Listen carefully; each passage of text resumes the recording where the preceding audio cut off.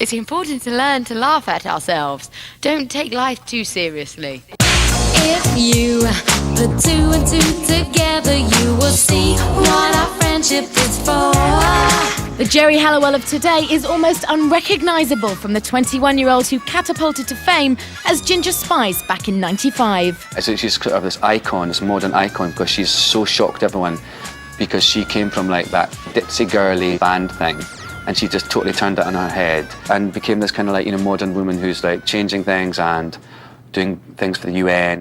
You just walk in, I make you smile. It's cool, but you don't even know me. Geri started out as just another street-smart teen with dreams of becoming a superstar. She was very hungry for fame when she was younger. Geri was quite focused. She knew what she wanted, she knew where she wanted to go. There's something in you, it's almost like you've got to have enough pain and enough love, enough insecurity, but enough confidence. It's that mix that makes you go out there and seek it. Ultimately, Geri reinvented herself as Ginger Spice, the girl power dynamo behind the biggest British pop phenomenon of the 90s. But then, with the Spice Girls at their peak, Geri walked away. And the next thing I see in the newspapers, you know, Geri leaves, blah, blah, blah, all this stuff. And so I thought, oh. You know, I lived and breathed every moment of being in the Spice Girls. I really did. And so then suddenly, you know, I was out on my own and I had to rebuild my life. Geri's story begins in Watford, where in 1972 she was born the youngest of 3 children. My family were very, very poor and I really felt it. But the funny thing was, I decided I wanted to go to this kind of an all-girls posh school up the road. I was 11 and I thought, I want, you know, to get out of my surroundings and, you know, and get better. Geri's father was disabled and unable to work. Her Spanish mother supplemented the government's benefit by working as a maid. When Geri was just 9, her parents divorced and tough times helped to make her a dreamer. So I used to like tell awful lies to my friends to try and make myself feel more interesting. Like I used to say I was born on a plane. I'd say I had sheep in my back garden. But really, the reality was the wallpaper was falling down and we had no money. But in a way, that made me go towards television and movies and music because it was my escapism. That's what made me today, I think.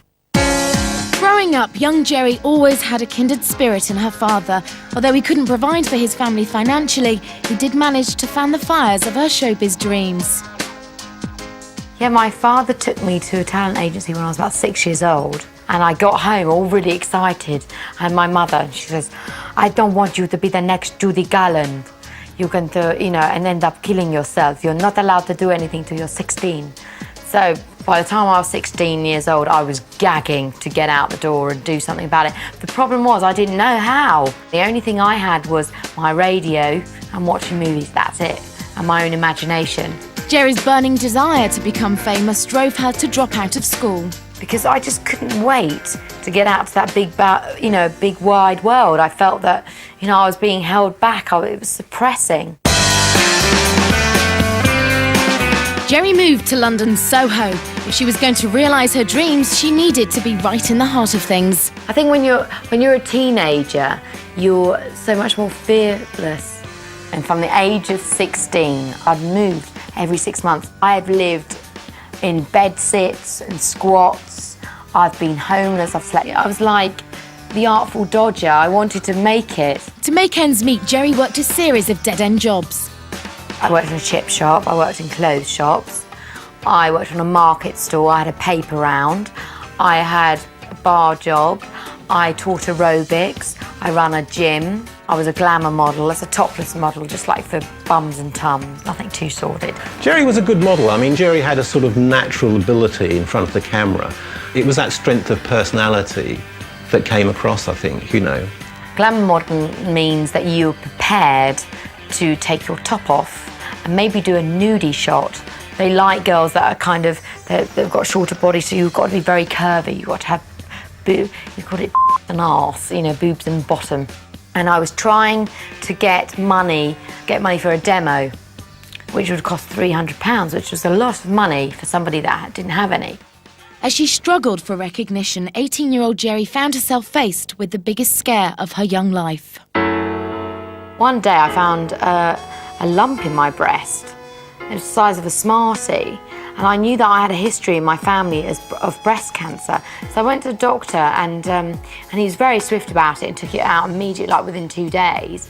And so I just basically, luckily it was benign, I moved on and didn't really give it much thought. This time she was lucky, but the subject of breast cancer would be the catalyst for a major change later in her career. In 1993, Geri got her big break as a host on a Turkish game show. And I had to stand on door number 1 or 2 and go, love that fridge. Love it like you've never loved it before. The game show provided Geri with the exposure she desperately needed. And soon she was providing exposure of her own kind. And I met a girl who told me about how you could earn £200 an hour, you know, if you took your top off. It turned out that she'd been a dancer in quite a raunchy nightclub in Spain. And you don't have to be tall, and the money's great and regular, and it's fantastic. So I thought, oh, I'll do that. The thing is, but the novelty wore off very quickly, and I found it a bit demoralising after a while. Geri tired of taking it off, and before long, it would be her career that would be taking off. For 5 years, she worked a wide variety of jobs in and around Soho in a quest to become a star. But the sudden loss of her father in 1994 threatened to derail Geri's dreams of fame. When my father died, I was absolutely gutted. I was distraught. You know, I was just got into continual state of depression and over-analysing everything. And I starting just getting anorexia as, you know, just did not want to live in, you know, in the real life. I really didn't. I didn't want to interact with anybody. Geri lost her boundless drive for success just at the time when maybe she needed it most. It took me about 6 months slowly just, you know, coming out of it. You know, I nearly didn't go to the Spice Girls audition. Nearly didn't go, which was quite mad. After months of grieving, Geri rose out of her depression and continued her search for her big break.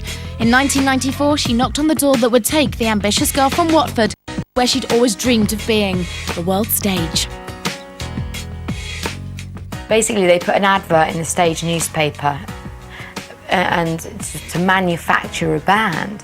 It's a bit of a funny old story, the beginnings of the Spice Girls, because although there was an audition, it wasn't actually an audition for the Spice Girls, it was an audition for a girl band. I went to it and there was 12 of us, and we got put into 2 groups, and I knew I was put in the reject group, I could tell. The producers soon realised that Geri had talent and picked her first above the rest of the hopefuls.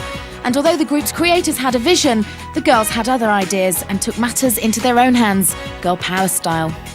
And then we went on to form the Spice Girls. We started writing our own stuff. Then we went on to get a new manager, and then we signed to Virgin Records. If you wanna be my lover, you have got to give. By 1995, the combination of the Spice Girls and their new manager Simon Fuller clicked. Within 18 months, the Spice Girls had scored 6 consecutive #1s and went on to sell over 30 million copies of their debut album Spice. In fact, they even made their own movie. I'm giving you everything, all that joy can bring. This I swear. Yeah, I want you. For a while, Earth had truly become Spice World. Oh, I mean, the whole time I've been a Spice Girl, it's been non-stop. You know, we've worked so hard and we've been all over the world about 3 times. We did things that you wouldn't, some people don't do in a lifetime. You know, meeting Mandela. You know, for goodness sake, this is, you know, one of the biggest icons of our time. They are all great because they all went out all the time and had a good laugh, and that exuberance went into their stage performances, and they really liked each other and got on and stuck together, and, you know, girl power and stuff. As the Spice Girls chased fame and fortune, they flew the banner of girl power, a slogan that made them icons of womanhood to a legion of female fans around the globe. I believed in girl power. I put my heart in hand on my heart, and I totally believed what I was saying, I do. It was tough for us because at the time in Britain there was a big boom on boy bands. So that's why we created the girl power movement. And I really felt like we were on a mission, and this was for girls to join in, and it was honest. I think it was probably one of Geri's ideas. She's pretty good with ideas. But in 1998, at the height of girl power, a struggle broke out within the band. The girls fired their manager, Simon Fuller, and took control of their own careers. We decided it was a collective decision to leave Simon. None of us were happy. And, you know, we went on to look after ourselves. They were a little bit scary to be with, and they'd dropped their manager by then, and they were kind of making people sign secrecy things. But Geri's interest in the band was waning. She'd become increasingly occupied with charity work, specifically breast cancer awareness. We got some information that she was about to leave the band, and it was front page news for about 4 days. I mean, it's an absolutely huge story here. And just walk away. Geri wanted out, so she made plans to leave the band after a sold-out American tour in September 1998. I thought that would be so dignified to end it like that, the end of the American tour. You can't get better than that. You know, you've done it. You know, we've brought it to the max. But the ongoing business of the Spice Girls kept interfering with Geri's charity work, and things finally came to a head. And the point came when I was unable to do a breast cancer interview. And I thought, you know what, I've got to do this, you know. She went to the girls and said, look, you know, I've got a big opportunity to try and do some good and make young people more aware of breast cancer. And the girls said, you can't do the interview. We've got a TV show to do ourselves. So I thought, you know, this isn't for me anymore. It really isn't. I don't have a right to get on stage if I can't, you know, to speak about such an issue. So I thought, I've got to leave now. You know, this can't wait for 3 months. Geri thought, you know, this was a terrible way to be treated and put her foot down and just decided to walk out because she felt it was compromising her principles. Geri decided to leave the band earlier than scheduled, right on the eve of their big American tour.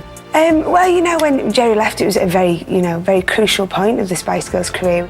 It's like when you leave a marriage, you can't say, oh, we got divorced because of just one particular reason. And the next thing I see in the newspapers, you know, Geri leaves, blah, blah, blah, all this stuff. And so I thought, oh. The band may have been upset over her dramatic exit, but Geri had focused on a more important mission. The defining moment of why I left when I did was because I had that breast cancer scare when I was 18. I was currently reading about a lady who had suffered with breast cancer, got misdiagnosed, and she died. If one person, you know, saw me interviewed about breast cancer awareness, then that's possible one person's life saved. When Geri left, you know, we couldn't replace her. You know, there's only one Ginger. Credit to the other girls, they wanted to continue, and they have. You know, we had to be very professional, we had to get the show together, we had to re-choreograph, re-vocal. Basically, we've just got on without her. And so then suddenly, you know, I was out on my own and I had to rebuild my life. Gotta slow it down, baby, gotta have some fun. So, in May of 1998, at the height of the Spice Girls' world domination, Geri put girl power to the ultimate test. She quit the band to pursue a new role, this time as a spokeswoman for breast cancer awareness.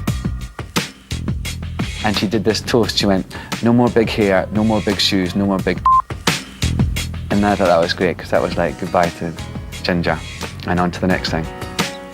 Change, it kind of challenges who you are, whether you can deal with it. It tests, you know, how confident you feel about yourself. I think she lost a lot of confidence when she left the Spice Girls, and she had to win some confidence back. I think that was the single biggest hurdle. As her confidence grew, so did her reputation as a celebrity with a social conscience. In late 1998, the United Nations asked her to become a Goodwill Ambassador for reproductive awareness and population concern. And I was like completely astounded because I never get picked for anything. I'm one of those people in the back of the class going, me, please pick me, please. And for one time in my life, somebody goes, here. I guess the thing is that people listen to her. It's not just because she's Geri Halliwell and an international star. It's because of this quality that she has of openness, directness. She's a big personality. And it was just what I needed, and it's a lifelong project. It's basically bringing awareness that everybody around the world does not have the same rights. She's going to be a real asset to us and a real benefit, I think, to the people to whom she talks.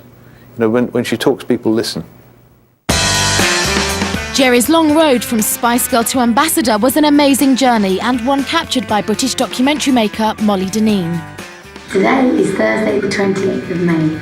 I'm in Paris and yesterday I left the Spice Girls. So I went out to meet her in Paris and I literally picked up the camera and she didn't stop talking for about 5 hours. It was just solid, solid, solid. And the irony of it all is that I would say I was the biggest wannabe. I was the biggest wannabe out of everybody. She was planning things, world-changing events that she was going to stage, books she was going to write, films she was going to make.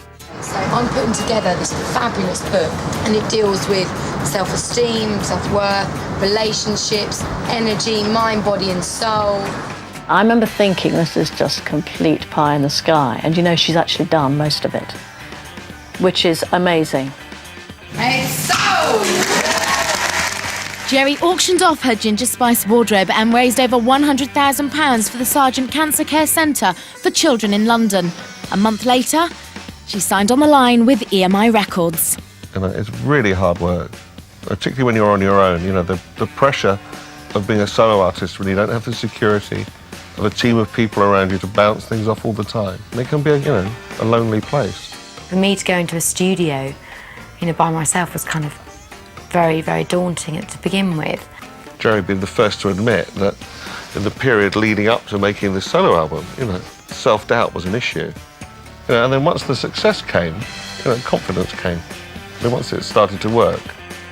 Geri's Spice success carried over into her solo career with the 1999 release of Schizophonic, her debut album, which proved she had staying power. Well, we've had 3 successive #1 singles in the UK. Geri's had more #1s in the UK now than any other female artist. Look at me. You can take it all because this face is free. Now Geri finds herself poised for a future with a successful solo career already in the bag, an important role within the UN, and a renewed sense of balance in her life that she can finally call her own. I just want to be a good person. One thing's for sure, I just want to maintain the ability to laugh at myself and enjoy life. It's so short. It really is. I'm sure she'll carry on and on and on doing what she's doing. And she's great and she's good at it. She gives people pleasure, but I'm not sure how much pleasure she gives herself. I'd like to have a relationship with somebody, which I haven't got at the moment, but I'm looking. But I'm pretending not to look, but I am really. So send in your photos. She's like a wee puppy that is always, eager and searching for things and looking and eager to learn. I've suddenly realised, it's like it was like climbing my mountain, and I've realised that actually this is what I was born to do, is to entertain people. I love it. I really do. Take me back to my sweet la vida. Find my love, my dolce vita. Show me where I need to go. Donde está mi chico la